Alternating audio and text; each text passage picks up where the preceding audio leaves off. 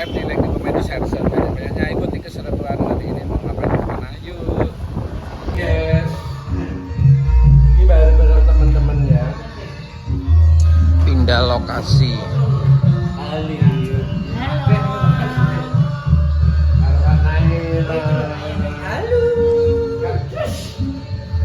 halo kenapa gelorok suaranya ya? Iya, kecapean. Oh kecapean. Berapa lokasi? Satu, tapi cuman mandeknya 4 kali. Oh, sih kalau karo Kak Naira 5 lokasi ya dari hari ini. Ya ampun. 5 lokasi nah ini. Wis to Kak iki wis dilungguti lho Mas. Anjir to. Lanjut toh iki kok iki tadi awakmu kok iso malah Lho iki mah ngenteni aku to. Lho.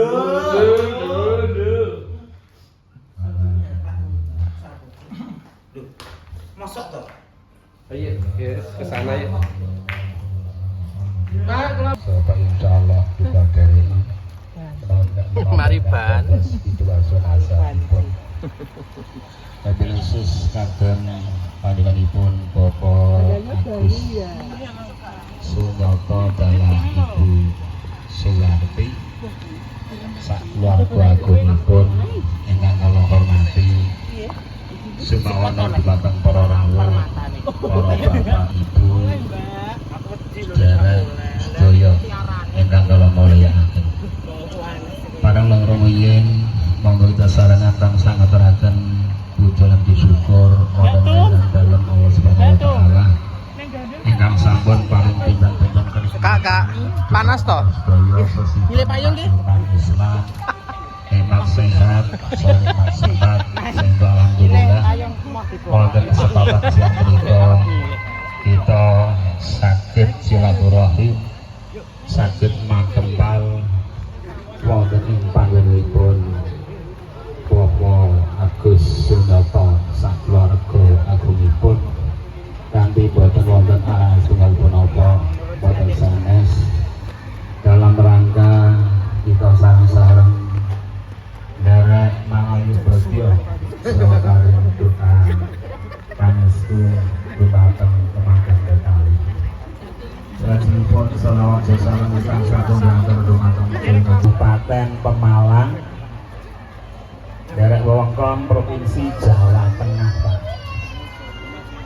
Alhamdulillah wawenjang bidal batas subuh mung kerangken tiyang kakah nggih niku wawane sawon dipun aturi batas subuh tepat akhiripun mulur krana nunggu sing sangidareng dagang ya. Bila menika pindah malih njeng pangapunten nggih Pak Agus. Ingkang sepindahan bahwa tak sulit dari Ibu Sofiati ngaturaken salam takdim kangge ucapan assalamualaikum warahmatullahi wabarakatuh. Mugi-mugi kanjenengan selamatan sarasan pangsoh genep dumateng keluarga mriki umugi nalikan ibu dan napa nggih. Nggih saat menika nggih sampun sah nggih dados suami istri cara agami pun secara sipil pramila niki gentosan kalau ini saya niki masrahke putrane mriku saniki kantor Pak Dasmuri nggih badhe masrahke putrane nggih monggo Pak Agus Ibu Sularti putra kita kekalih sesipun Mbak Dina panjenengan tampi kanthi asta kalih panjenengan tampi kanthi marang ingkang bunga ugi kalau nyuwun ampun dipun bentahaken arep putra mantu utawi putranipun kandung piyambak nggih nyuwun dipun angken kados dene putranipun piyambak ampun dipun benten-bentenaken nggih terus kene kerangke mawon Mbak Dina nyatane nembe kemawon salut ngalami rumah tangga nggih kathah kiranganipun pramila mbok pilih Mbak Dina upami teng mriki niku taksih kathah kekiranganipun dereng saged beradaptasi kalih lingkungan mriki nggih kawula nyuwun agunge pangapunten ingkang kata-katahipun ugi nyuwun panggulantahipun. Yang lajengipun maneh Pak insyaallah sak sawonipun resepsi uti bahagian menika rampung bahwa tasmori dari Ibu Sofiati telah sak pengombyangipun nggih nyuwun pamit nyuwun pangestu mugi-mugi sakidalipun saya mriki tansah pinaringan lancar selamat boten wonten alangan setunggal punawa. Para rawuh ingkang kita muliaken sehipun kagem Bapak Gus sak keluarganipun bina malih Bapak Tasmori dari Ibu Sofiati sak pengombyangipun ngaturken agungi panuwun nyuwun pangapunten dhateng sakada-kadipun ingkang salajengipun nggih pasrah kula pasrahaken putra kawula kekalih nggih sehipun Mbak Dina menika monggo panjenengan tampi kali asta ingkang berbuka nyuwun pangapunten saking Pemalang boten saged beto napa-napa namung melampah tok niki Pak. Nggih kula kinten niku ingkang saged kelaturaken kirang saha langkungipun ageng pangapunten kathah. Assalamualaikum warahmatullahi wabarakatuh. Warahmatullahi wabarakatuh. Matur sembah nuwun kanthi tanpa pepindhan. Tatas titis tetes anggenipun matur sampun gamblang cetha malelo. Matur sembah nuwun kanthi sanget tanpa pepindhan warga agung saking Tlatah Godeh Pemalang Jawa Tengah. Nggih pangapunten kula nggih kesupen namung sepindah berikut dados kesupen ingkang kula imut-imut niku namung gemblong nggih mawon. Dugi semriki kula sik kemutan niku gemblong. Nggih, gurih sanget. Alhamdulillah binjing tak mampir ning teng Pemalang dados gemblong. Ini nggih dumateng para kadang para rawuh warga agung saking Pemalang Bapak Agus Sunyoto dalasan Ibu Suwarti wonten siang kalenggan punika panjenenganipun ngawontenaken pangeram-ngeram nggih panjenenganipun badhe ngedalaken widodari ingkang ngawijawantah saking kuwayangan sekawan cacahe hamba pilih panjenengan mangke badhe angsul-angsul ugi oleh-oleh diasta dhateng Malang menika widodari menika saged diasta nggih lumantar kula namung mirah kemawon dan monggo mungkin badhe dipirsani dipun taliti saged monggo jan ora kaya Mas Agus kadang kula sepuh yuh ngetokne pengaram-meram ngetokne widodari kok kayangan nganti papat cacahe ngantek horeg omahe nggih apabila sampun satata ing dadi sogeng dewi sampun siap nggih Mbak diajeng tumini nggih nek sampun siap dimarang para kadang mangke kasuwun ndherekaken para widodari kanthi langen beksa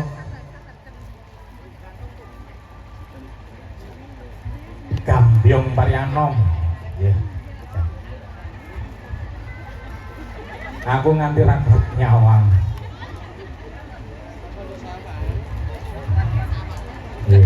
Nika alhamdulillah teng mriki kalenggan kula kinanti kalian kadang-kadang senior nggih nika guru kula nggih senior kula panjenenganipun kadang sepuh Bapak Suyanto dalasan kadang kula werda panjenenganipun Mas Saipul Giarso rawuh jan nika MC kondang Kang Kaloko nggih rawuh aku ngantek gregeli ra karuan dirawuhi para piyai agung jan ora kaya dening Bapak Agus Sunyoto jan ngetokne pengeram-ngiram widodari ngantek papat cacahe nggih matur dhumateng Mas saking mandhap saking truk niki wau. Oh, ledalah. Nek saking kayangane tapi engko. Ledalah keng truk Tegang pisan. Truk muat tebu niki wau. Nggih. Wong niku badhe tegang kok. Ya Allah, Gusti Allah nyuwun pangapura. Anu nika Amit-amit. Pak Dalang. Nggih. Nika ingkang ngagem tunduk mentung nika Pak Gito. Oh, Nika Pak Poh Gito. Oh, nek siang, nek dalu putra kula nek anu nyeluk nika Pak Poh. oh inggih. Pak Poh Rian. Inggih. Pak Poh Goplo. Oh, Goplo. Oh, nggih. Sing menika Pak Poh Khairul. Nggih. Ya Allah. Aja banter. Ngali ngono iki gene beweh kok ya. Kembare Lombok kono iku. Bu. Terus setunggal niku Pak Poh Alif. Nggih. Menika nek badhe ngersakaken monggo lho, kula mengki kagem asul-asul dhateng Pemalang. Mboten wonten mriku, nggih to. Sing tiga niku mboten sah. Setunggal niki lho, lek gito niki lho. Nggih celengan sae niku lambene. Jangan lupa tamu istimewa dari Pacitan Haji lho tuh. Oh, alhamdulillah. Jan mekaten. Wes siap urung? Pun siap. Pripun po? Pun. Pun yo Bang. Wedok. Nek ketok sabatan nek dibanter nggih.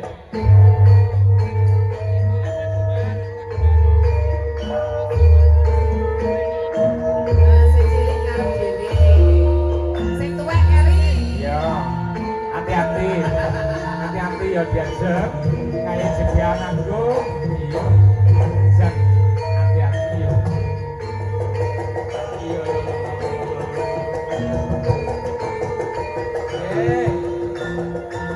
Wong wedok nek mulai kaya ngono to. Yuk.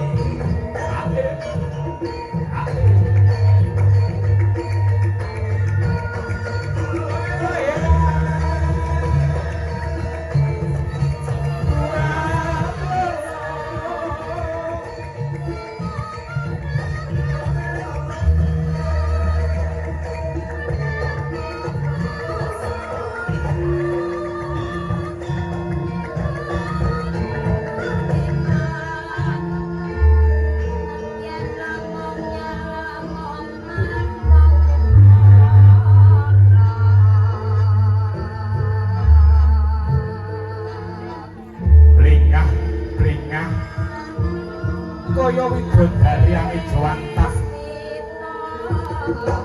kang papat cacahe tukuran wonten ing dalem Bapak Agus Sunyata dalasan Ibu Suwarti.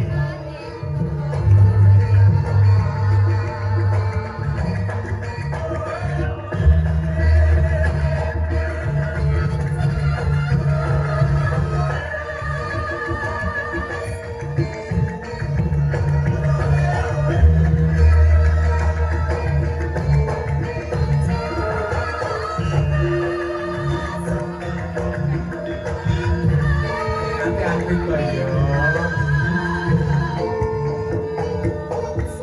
Nek ipane kaya apa gane maine nyamuk.